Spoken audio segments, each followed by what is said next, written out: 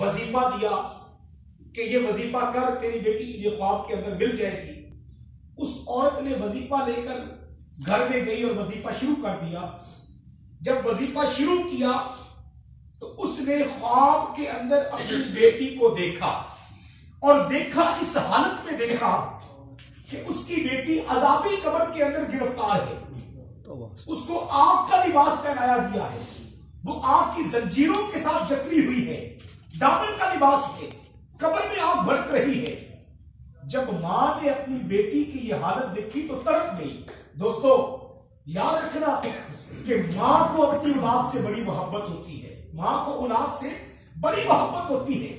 آج وہ بدبخت لوگ ہیں جو کہتے ہیں امی تجھے تو پتہ ہی نہیں، ابا تجھے تو پتہ ہی نہیں. خدا کی قسم یہ بہت عظیم نعمتیں ہیں. یہ ہم سے دنیا میں یاد رکھنا کہ ہمیں نعمتیں ملتی ہیں.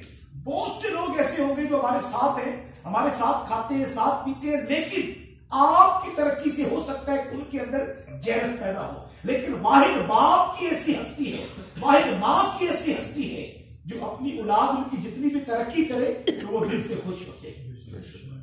ماں نے جب دیکھا بیٹی کو، ماں تڑپ گئی، روتی ہوئی حضرت حسن بصری کے پاس آئی، عرض کی کہ حضور میں نے تو بیٹی کو اس حالت میں دیکھا ہے کہ بیٹی میری عذاب قبر میں گرفتار ہے، آپ اس کے لیے دعا کریں.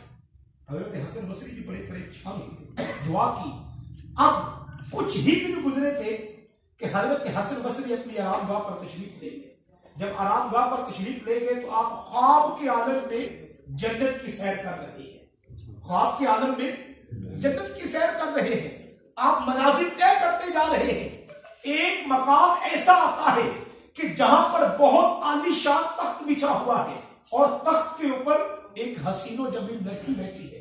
جب وہ لڑکی حضرت حسن بصری کو دیکھتی ہے تو تخت سے نیچے آتی ہے اور کہتی ہے کہ یا سیدی آپ نے مجھے پہچانا ہے.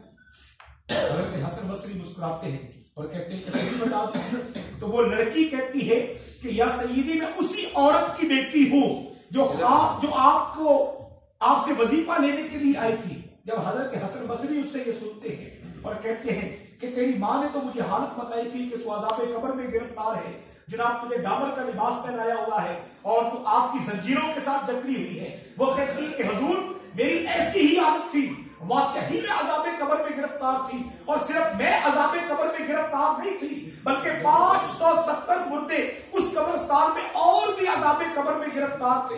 ہوا یہ کہ ایک بار میرے آقا کا دیوانہ، میرے آقا کا عاشق، میرے آقا کا مستانہ، میرے آقا کا امتی اس جناب جی قبرستان کے قریب سے گزرا. جب قبرستان کے قریب سے گزرا نا تو اس نے میرے آقا کی ذات پر درود پڑھا اور جب درود پڑھا اور اس کا ثواب اس نے قبر والوں کے حساب کر دیا.